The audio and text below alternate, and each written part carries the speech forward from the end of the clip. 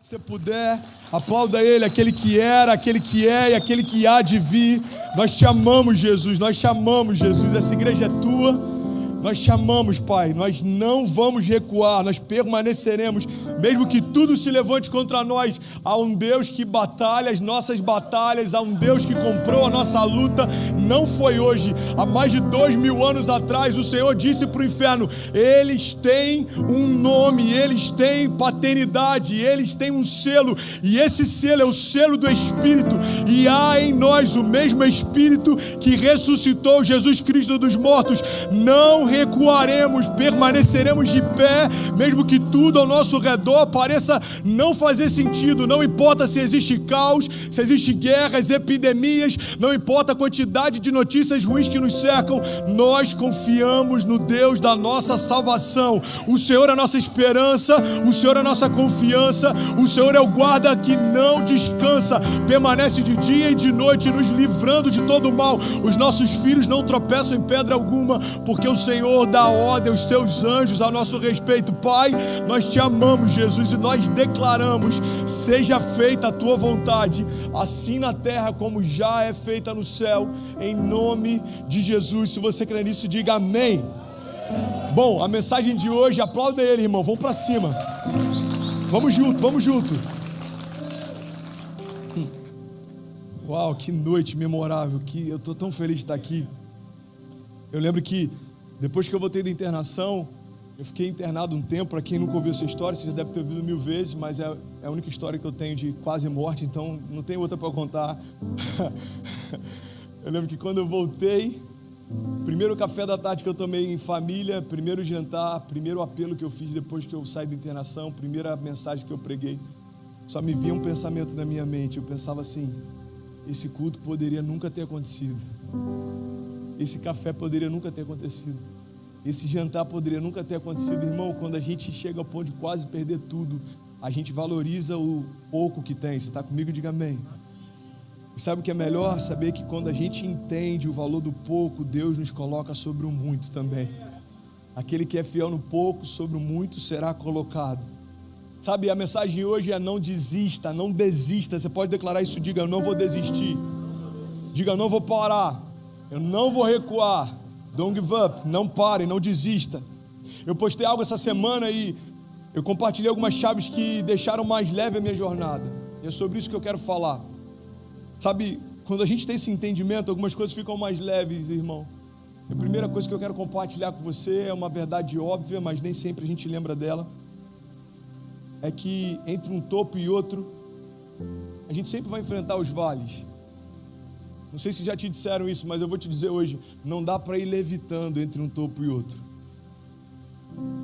E é por isso que em alguns momentos que a gente vive, parece que está tudo indo bem, e aí do nada, você pode dizer isso comigo, diga: do nada.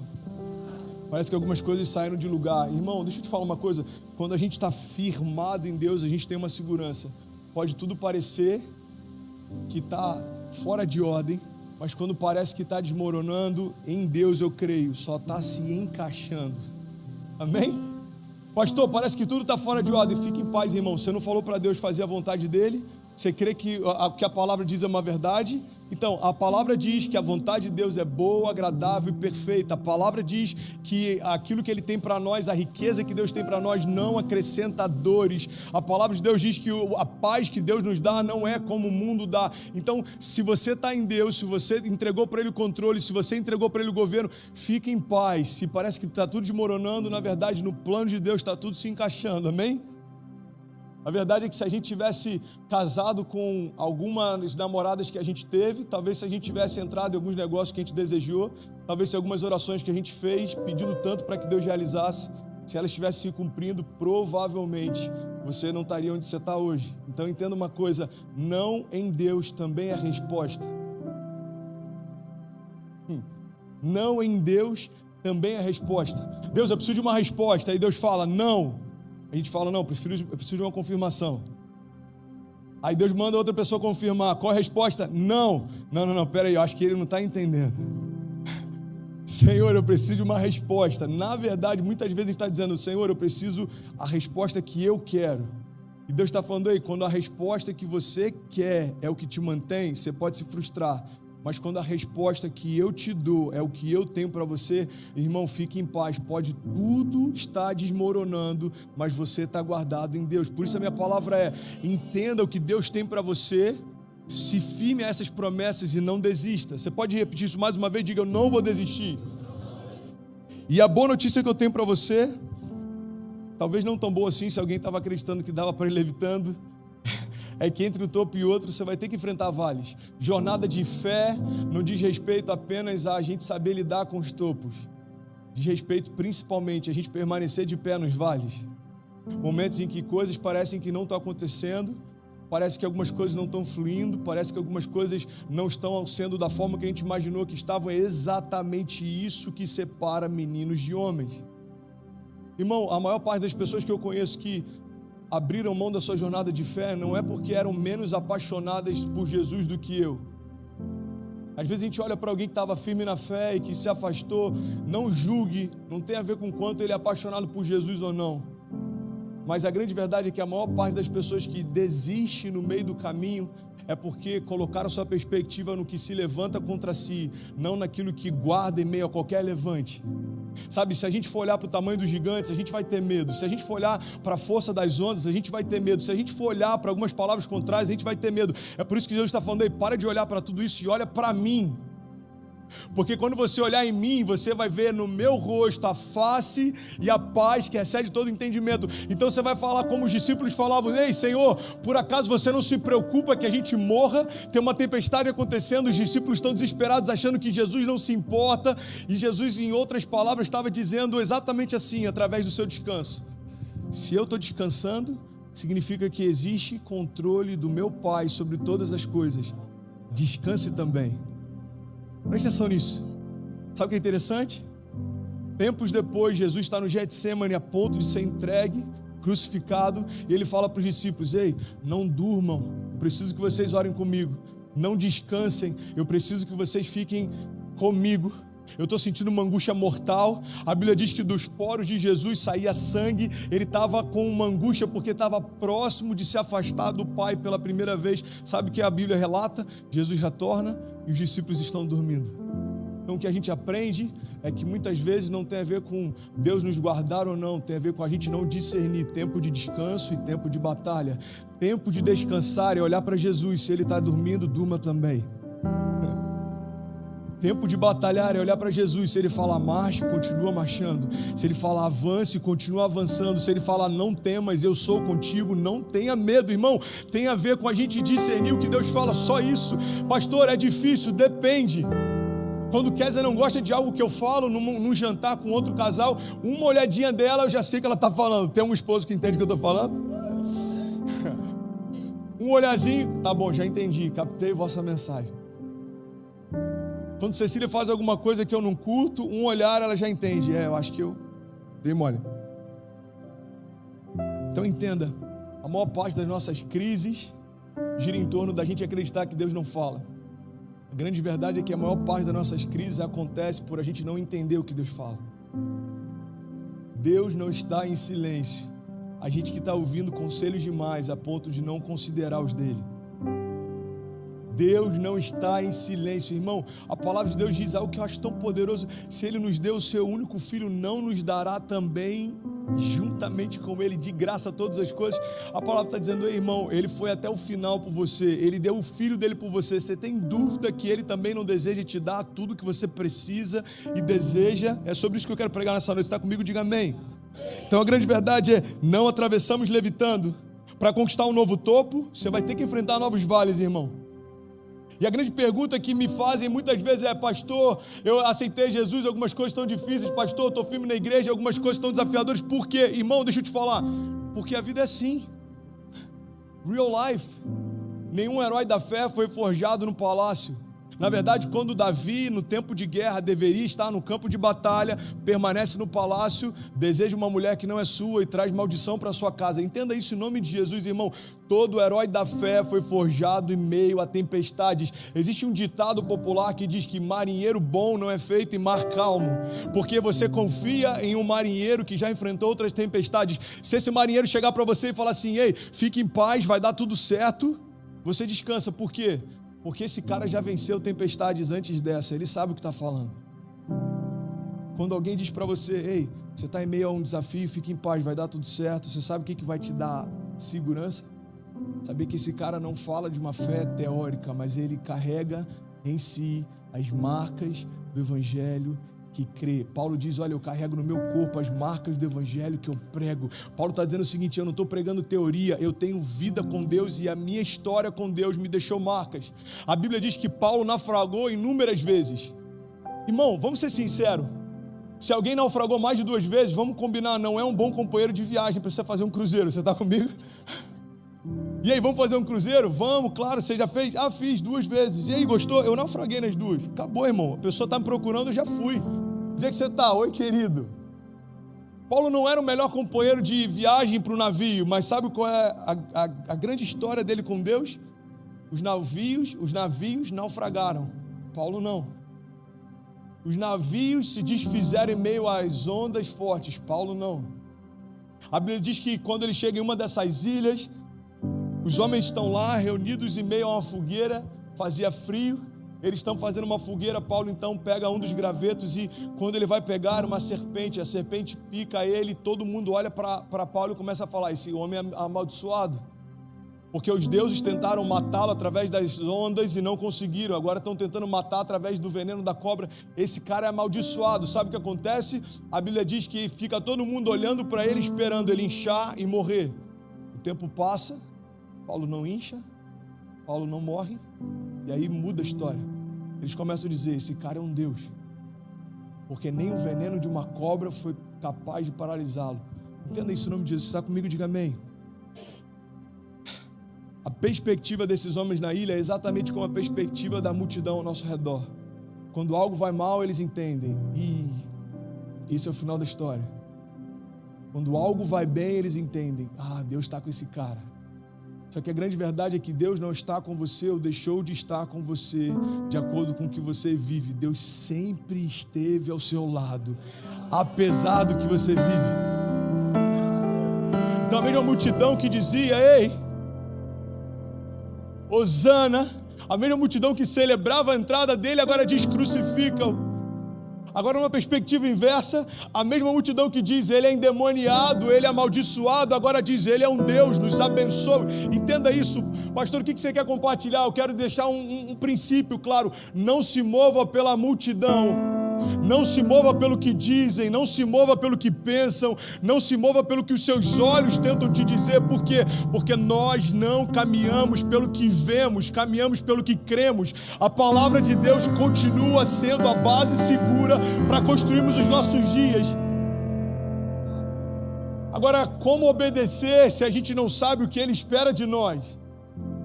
Como confiar se a gente ainda não discerniu a palavra que Deus tem para nós? Ei, deixa eu te falar uma coisa, não desista, mas também não descanse enquanto não discernir o propósito que você carrega, a razão pelo qual você foi gerado, aquilo que Deus tem para você, os projetos que Ele tem para você. Por que tem tanta gente ansiosa e com vazio existencial, pastor? Porque a gente acreditou numa mentira de que o sentido da nossa história é ser feliz. Eu estava pensando nisso esses dias, eu estava olhando a nossa casa, a gente mora num apartamento relativamente pequeno, muito bem localizado, mas pequeno. Eu vendo Cecília dormindo em paz, Kezinha dormindo em paz, eu pensando em tudo que a gente está vivendo na igreja. Eu falei, uau, Deus, obrigado por não ter acreditado nessa mentira. Entenda isso em nome de Jesus. Você sabe por que tem muita gente que sofre de comparação? Porque em algum momento acreditou que o propósito da sua história é ser feliz. Então, se parece que alguém é mais feliz do que você começa a questionar se de fato está vivendo a vida que deveria viver. Você está comigo? Pastor, o propósito da vida não é ser feliz? Não. O propósito da vida é se tornar quem Jesus te chamou para ser. E isso vai tornar você feliz. O problema é que às vezes a gente vai em busca das consequências sem entender a causa delas. Às vezes a gente vai em busca dos frutos sem querer plantar e esperar o tempo de sementes se tornarem raízes. Entenda isso, irmão. Tem muita gente correndo atrás da felicidade e depois de um tempo descobre que estava correndo atrás do vento. Irmão, se Deus é por nós, você sabe o que significa isso? Que Ele é por você. Se Deus é por você, o O que a palavra está dizendo é que a última palavra quem dá é Ele, quem provê é Ele, quem sustenta é Ele, quem te esconde é Ele, quem te guarda é Ele, quem faz você prosperar, quem faz você avançar, quem faz você romper. Você está comigo? Diga amém. Pastor, por que enfrentamos desafios? Real life. Desafios, afrontas, batalhas, faz parte, mas deixa eu compartilhar alguns conselhos práticos. Eu vou bombardear você com alguns deles agora. Eu postei essa semana. Pastor, fala mais devagar para eu anotar. Não, assiste depois essa mensagem com calma. Eu tenho certeza que ela vai falar com você de uma forma diferente. Alguns conselhos práticos para você romper em meio às batalhas. Não recue em meio aos ataques. Não se apavore durante as tempestades. Não dê acesso a quem não te dá destino. Não se distraia no meio do processo. Não perca a confiança na promessa. Não se esqueça, você não está sozinho. Olha o que a palavra diz, 2 Coríntios 4,16, por isso nós não desanimamos, embora exteriormente estejamos a nos desgastar, interiormente estamos sendo renovados dia após dia, pois os nossos sofrimentos leves e momentâneos estão produzindo para nós uma glória eterna que pesa mais do que todos eles. Assim, fixamos os olhos naquilo que não se vê, porque aquilo que não se vê é eterno. Invertendo o que a palavra diz, e aquilo que se vê é transitório. Por que a fé não é pelo que se vê, é pelo que crê? Porque você pode estar construindo uma história pautada em algo que passa. Deixa eu compartilhar algo com vocês. Eu tenho tido a oportunidade de falar com pessoas que eu nunca imaginei. Com atletas, pessoas que foram campeões mundiais dentro das suas modalidades, com pessoas relevantes. Eu nunca imaginei, de vez em quando chega a mensagem, alguém fala, uau, a mensagem tocou esse cara nem sabe, mas me inspirou tanto, esse cara inspira tanto a minha geração. E sabe uma das coisas que eu tenho a oportunidade de falar? Irmão, se eu puder te dar um conselho, guarda o teu coração, porque tudo passa. Tudo passa. Você está enfrentando uma luta, existem lutas que você achou que eram o final da tua história, você nem lembra delas. Faz sentido para alguém? Existem lutas que em algum momento você achou, esse aqui é o final da minha história, você nem lembra delas. Então Deus está falando, ei, não coloca um ponto final quando o autor da vida continua escrevendo. Não trata como definitivo aquilo que é temporário. É porque a gente é ansioso, irmão, deixa eu te falar uma coisa, nem Deus foi ansioso para cumprir aquilo que precisava fazer através de Jesus. Se Deus fosse ansioso, desde o primeiro momento em que o homem pecou, Ele já manifestaria a redenção, mas não foi assim que aconteceu. Você sabe por quê? Porque Jesus não venceu imediatamente, mas Jesus venceu definitivamente. Jesus não foi encarnado como um homem pronto. Jesus veio no ventre de uma mulher, foi enxertado no ventre virgem, cresceu, precisou aprender a falar, precisou aprender a engatinhar. Ei, você já parou para pensar nisso? É quase didático o que Deus está fazendo através de Jesus. Jesus precisou ter tutores, Jesus tropeçou quando aprendia a caminhar. Irmão, o autor da vida precisou aprender a andar. O que Deus está dizendo é o seguinte, ei, existe um processo para o cumprimento de toda a promessa. Jesus, quando chega no tempo certo, a própria mãe de Jesus tentou antecipar. Se dependesse de Maria, Jesus teria começado talvez na adolescência o seu ministério. Se dependesse de Pedro, a cruz não teria se manifestado até hoje. Está comigo? É algo que me chama a atenção. Maria fala, ei, filho, vamos lá, vamos começar. Eu fico imaginando, Maria já devia estar assim, eu carrego no meu ventre o verbo da vida, uau, eu estou ansiosa para ver milagres. E Jesus imagina, eu estou viajando aqui, ok? Deixa eu te levar para um lugar. 15 anos de idade, um homem coxo, Jesus voltando lá da escola, ou seja, de onde ele está voltando, e Maria, filho, vai, ninguém está vendo, rapidinho. Mãe, não é chegada a minha hora. Eu acho que naquele momento da multiplicação da água, ele falou assim, mulher, porque ele já devia ter falado inúmeras outras vezes, não é chegada a minha hora, não é chegada a minha hora, não é chegada a minha hora, até que acontece o do nada de Deus. Irmão, eu sou apaixonado pelo do nada de Deus. Tem um vídeo no meu canal que eu falo sobre isso. Eu estava lá em BH e me chamaram para uma entrevista lá no canal da nossa igreja, da Rede Super. E aí a entrevistadora falou, fala um pouco sobre essa questão de pessoas que estão crescendo influência, novos pastores, a nova geração, fala um pouco sobre isso. Eu falei, sabe, eu acho interessante, as pessoas não me conheciam, então, por exemplo, quem está vindo pela primeira vez, talvez você nunca me ouviu pregar, aí daqui a 2 semanas, 6 meses, você vai olhar e falar, como assim, tem 5.000 pessoas na igreja, amém? Você está comigo? Como assim, o que tinha de membros agora tem de kids? Aí o que a gente pensa? Uau, do nada a igreja explodiu. Alguém olha para a tua casa e fala, uau, do nada eles prosperaram. Alguém viu o teu ministério rompendo e fala, uau, do nada. Irmão, deixa eu te falar, de repente para Deus leva muito tempo para acontecer. Do nada se tornou visível aquilo que em secreto já está sendo gerado há muito tempo. Do nada, aplauda ele mais forte se você puder. Do nada foi colocado para fora aquilo que há muito tempo já é uma realidade dentro. Então o que Deus está falando para a gente é o seguinte: ei, aquietai-vos e sabei que eu sou Deus. Eu estou gerando algo dentro de você. Não se preocupa, não tenha pressa, não fique ansioso, porque do nada tudo vai mudar. Você está comigo? Diga amém. Sabe, essa é a parte da história que nem sempre a gente leva em consideração. Os gigantes não cairão do nada, as muralhas não cairão do nada, as tempestades não cessarão do nada, os ataques não cessarão do nada. Pastor, o que eu preciso fazer então? Simples, permanecer no lugar que Deus colocou você. Deus te deu uma família, então não importa o que se levante contra, irmão, continue no lugar que Deus colocou você. Deus te deu um ministério, Deus te deu uma empresa, Deus te deu um business, Deus te deu uma visão, Deus te deu uma ideia. Permaneça no lugar que Deus colocou você, porque as coisas não cessam do nada, mas quanto você permanecer, há esperança. Agora, se você recuar, a palavra diz, olha, nós não somos como aqueles que voltam atrás. Nós colocamos a mão no arado e certamente permaneceremos de pé, porque Deus é por nós e vai se cumprir o que Ele prometeu. Agora a gente precisa crer e confiar e descansar e permanecer. Eu não sei se faz sentido para alguém aqui, ou se faz sentido para alguém aqui, mas eu sei que em algum momento da tua história essa mensagem pode fazer todo sentido. Talvez do teu lado está sentado alguém que está vivendo o maior romper da sua história, mas pode ser que do lado tem alguém que está vivendo um momento de indecisões, de definições. Antes da gente começar o culto, um voluntário chegou para mim e falou: pastor, eu vi que você postou uma conversa sua com o Kezinho do WhatsApp, e ela falou que hoje seria uma noite de cura. Cara, isso é muito poderoso, isso é igreja, irmão.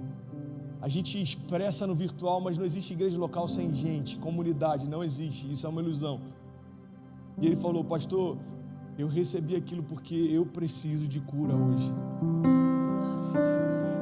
Aí eu subo para pregar e aí a minha mente fala: está tudo dando errado, está tudo sendo desafiador, mas o meu espírito fala: existe alguém que precisa de cura. Derrama uma palavra de vida essa noite, derrama aquilo que eu derramei sobre você.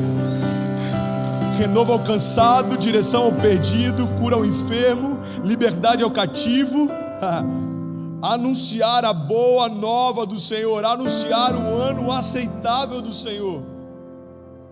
Sabe, a gente precisa entender que não dá para viver milagres se a gente não dá passos de fé. Milagres são reativos, irmão. A mulher do fluxo de sangue precisou romper no meio da multidão e se expor à morte para ser curada. Aquele cego que gritou: ei, Jesus, filho de Davi, tem compaixão de mim. A Bíblia diz que os discípulos tentaram calar a voz dele e ele gritava ainda mais alto. Aquele homem paralítico que foi colocado por cima de um telhado, abriram espaço e colocaram ele na frente de Jesus, como se estivessem dizendo: não tem como você fingir que esse cara não está aqui. Ele precisou viver, ele viveu milagres, mas ele precisou dar passos de fé. Homens que iam atrás de Jesus, multidões que enfrentavam o sol, enfrentavam a fome, enfrentavam desafios. Jesus está do outro lado do rio, as pessoas atravessavam. Jesus agora está indo para tal cidade, as multidões seguiam. Por quê? Porque para viver milagres, você precisa dar passos de fé. Uma fé ativa libera milagres reativos. Uma fé ativa libera o sobrenatural. Você dá um passo, o céu se move. Você dá um passo, o céu se move. Pastor, e se eu ficar onde eu estou? Irmão, tem uma historinha, eu já contei ela aqui. Você já deve ter ouvido em algum lugar. Alguém está recebendo algo de Deus essa noite? A historinha do muro. O cara está no muro, vocês estão recebendo? Glória a Deus, que bom que vocês estão aqui. O cara está em cima do muro e ele começa a ficar intrigado porque do lado do céu está Jesus e os anjos falando: ei, vem para cá, cara, vem para cá, sai daí, vem para cá. E do outro lado ele olha, está Satanás e os seus demônios lá completamente apáticos. E depois de um tempo ele começa a ficar incomodado, ele vira para Satanás e fala: ei, do lado do céu eles estão aqui fazendo de tudo para que eu possa ir para lá, e por que vocês não estão preocupados? Ele falou assim: porque eu sou o dono do muro, você já está onde eu desejava que você estivesse. Entenda isso, irmão, em nome de Jesus. Não há neutralidade no reino. Omissão também é uma posição. Então viver apático em relação às suas promessas é como viver sem promessa alguma.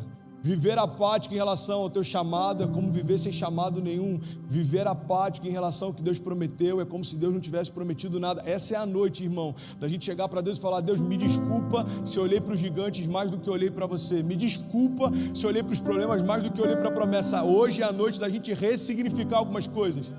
Da gente não só falar da boca para fora, mas a gente crer: se Deus é por nós, quem será contra nós? Irmão, quantas coisas a gente enfrentou essa semana? Essa semana foi uma loucura. Teve uma hora, eu não sei se você já viveu isso, que as notícias ruins nem te incomodam, você já começa a achar graça. Aí a pessoa fala assim: você está rindo? Sei lá, deve ser de nervoso, irmão, porque eu nem perguntei mais, só não tem mais nada que pudesse acontecer, porque acontecia. Aí teve o lance do bombeiro, aí, não, aqui a gente vai resolver, agora tem negócio do permit, a gente vai resolver, agora tem negócio não sei o que, vai resolver. Aí chega hoje, eu estou numa reunião com pastores de 20 países diferentes, eu comentei com vocês há um tempo atrás que teria essa reunião, aí daqui a pouco chega a notícia: olha, cortaram a luz da igreja. Eu falei: sangue de Jesus. Aí liga para a empresa de luz: a luz está paga. Aí, mano, o eletricista foi aí, foi. E aí, conseguiu resolver? Não, ele foi embora porque estava sem luz. Eu falei: irmão, o eletricista ir embora porque está sem luz é igual o cozinheiro ir embora porque não tinha almoço. Você está aqui para isso, irmão. Alô? Ajuda a gente. O único cara que podia resolver. Aí você fala: mano, não tem mais nada que pode acontecer. Pode. Começa a atacar minha sinusite, eu estou com essa voz aqui de pato rouco. Eu falei: vai acontecer, irmão.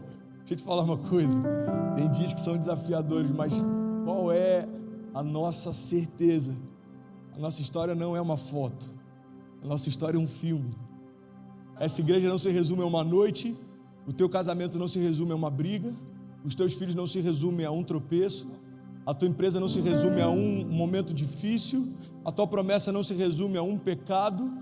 Entenda isso em nome de Jesus. Às vezes a gente olha para algo que é temporário e fala: isso aqui determinou a minha história. E Deus está falando: não. Existem palavras de vida eterna que determinaram a tua história. Palavras de vida eterna, palavras de vida eterna.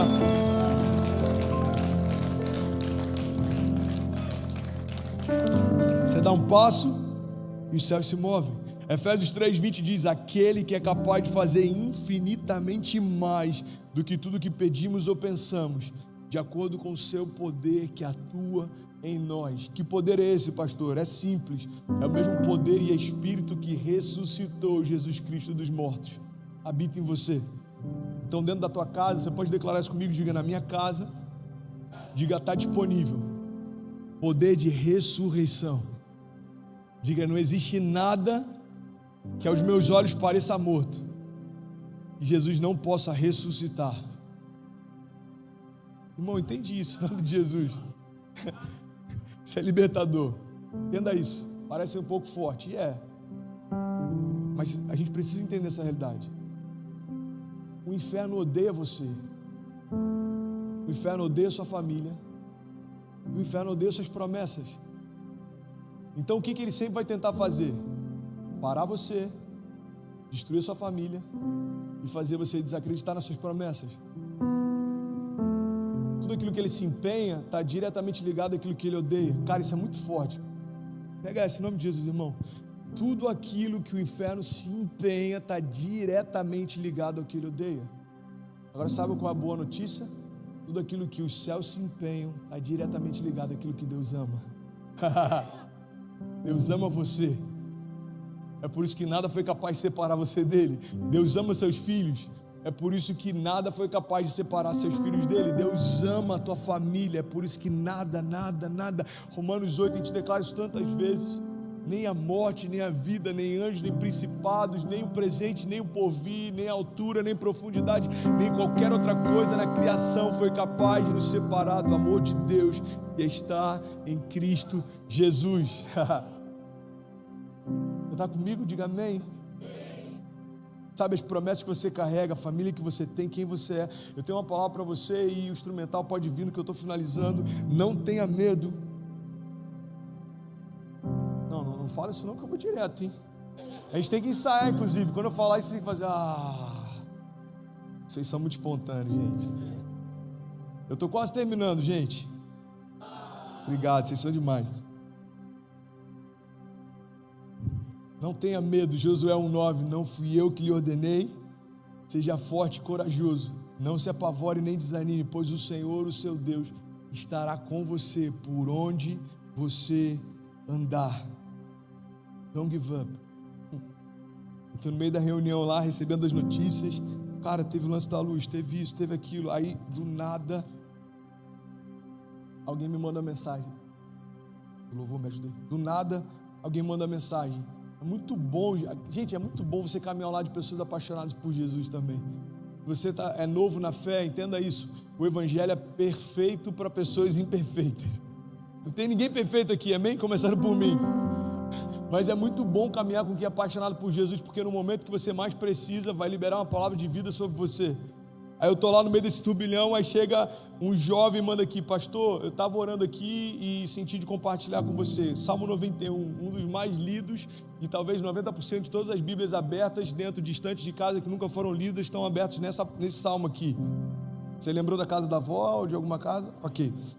Salmos 91, na nova linguagem, na nova tradução da linguagem de hoje diz: a pessoa que procura segurança no Deus do Altíssimo e se abriga na sombra protetora do Todo-Poderoso, pode dizer a Ele: ó Senhor Deus, Tu és o meu defensor e o meu protetor. Tu és o meu Deus e eu confio em Ti. Deus livrará você de perigos escondidos e de doenças mortais. Ele o cobrirá com as suas asas e debaixo delas você estará seguro. A fidelidade de Deus o protegerá como um escudo. Você não terá medo dos perigos da noite e nem de assaltos durante o dia. Não terá medo da peste que se espalha na escuridão, nem dos males que matam ao meio-dia. Ainda que 1000 possam morrer ao seu lado, 10.000 ao seu redor, você não sofrerá nada. Você olhará e verá como os maus são castigados, porque você fez do Senhor o seu protetor e do Altíssimo o seu defensor. Por isso, nenhum desastre lhe acontecerá. A violência não chegará perto da sua casa. Deus mandará que os anjos dele cuidem de você para protegê-lo aonde quer que você for. Eles vão segurá-lo com as suas mãos para que nem mesmo seus pés sejam feridos nas pedras. Com os pés você esmagará leões e cobras, leões ferozes e serpentes venenosas, porque Deus diz: eu salvarei aqueles que me amam e eu protegerei os que reconhecem que eu sou Deus, o Senhor. E quando eles me chamarem, eu responderei, e eu estarei com eles nas horas da aflição. Eu os livrarei e farei que vocês sejam respeitados, e como recompensa, eu lhes darei vida longa, e eu mostrarei que eu sou o seu Salvador. Você pode aplaudir no seu lugar, você pode glorificar Ele o mais forte. Você pode aplaudir, faça barulho, celebra Ele. Se tem alguém apaixonado, pelo amor de Deus, faz barulho!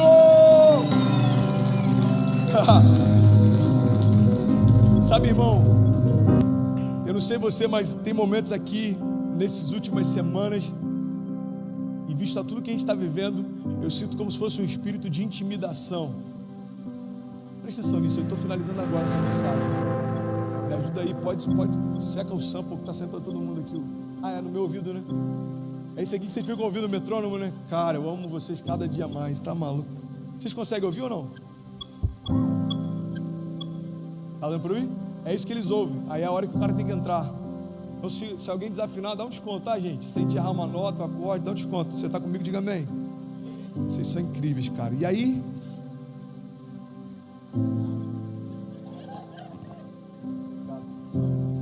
Amo vocês também, produção incrível. Eles são maravilhosos, cheirosos. Tá aqui já. Deus abençoe. Tá aqui. Mais alguma coisa? Carteira tá ali, o celular. A gente é do Rio, né, irmão? Já fala assim, opa. Espírito de intimidação. Vem comigo, cara. Você vai entrar em lugares que você vai perceber um espírito de intimidação. Olhares. Em alguns lugares você vai perceber uma atmosfera como se você não fosse dali. Alguém já viveu isso em algum momento da tua história? Pessoas te olham de cima a baixo e falam, você não é daqui. Espiritualmente, ambientes em que você começa a construir algo e no mundo espiritual é como se alguém estivesse dizendo, ei, você não é daqui. Mas eu tenho uma palavra para você que tem me firmado em todas as estações que eu vivo isso. Porque desde que eu me rendi a Jesus, todo tempo eu experimento isso. Você sabe por quê? Porque todo tempo eu estou em lugares que eu não merecia estar, vivendo o que eu não merecia viver, conectando com pessoas que eu não merecia conectar. Então o espírito de intimidação é como se fosse o inferno falando, ei, você não pode passar daqui. Deixa eu te falar uma coisa, todas as vezes que o inferno tentar dizer para você, você não poderia estar aqui, sua resposta tem que ser para ele, então reclama com quem me colocou. Reclama com quem me colocou. Daniel no meio da Babilônia, exercendo o governo. Não adorarei outro Deus que não for o Deus vivo. Ei, você vai para a fornalha. Ei, os heróis da fé, vocês vão ser colocados em covas de leões. Ei, você está se sentindo incomodado porque eu estou aqui? Reclama com quem me colocou. José governava dentro do cativeiro, irmão. Daniel influenciava dentro da Babilônia. Paulo falava diante do governador, e o que Deus está falando para nós é, ei, o que é Miami, ou o que são as nações, diante do Deus que pode todas as coisas? A palavra de Deus diz, ei, me pede e eu te darei as nações por herança. Sabe o que eu quero liberar sobre você nessa noite, a gente está finalizando aqui, é que não importa aquilo que vem contra você, existe um Deus que criou todas as coisas ao teu redor, antes de qualquer desafio que você tenha existir. Então entenda isso, se Deus chegou antes do caos, dá uma ordem para o caos e diz para ele, ei, você chegou atrasado, já existe uma palavra de Deus que chegou primeiro na minha história, e essa palavra é, Deus é o meu refúgio e fortaleza, Deus é socorro presente na hora da angústia, Deus é aquele que guarda a minha entrada e a minha saída, Deus é a minha justiça, Deus é a minha esperança, Deus é o princípio e o fim. A minha história não havia começado e ele já era. A minha história na terra vai terminar e ele continua sendo, mas a boa notícia é que para aqueles que esperam no Senhor, existe renovo disponível hoje. Fique de pé, deixa eu liberar algo sobre você.